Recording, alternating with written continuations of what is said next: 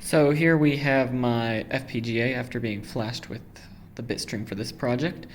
LEDs 7, 6, 5, and 4 represent the binary value NXT, which is whatever is going to be stored in the flip-flop next after the clock is incremented.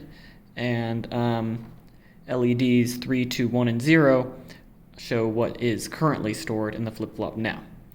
As you can see, the value of NXT is determined by a multiplexer, so when I set INC to 1, that increments the value.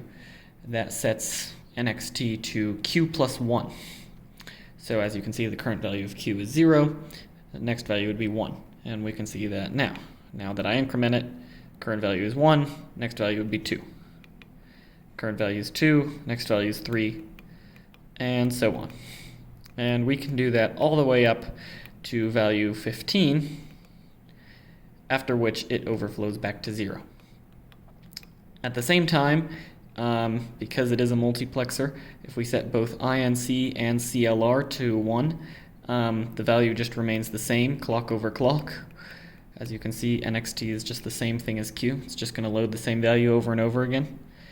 Same thing if they're both set to 0. It just is going to load the same thing over and over and over again.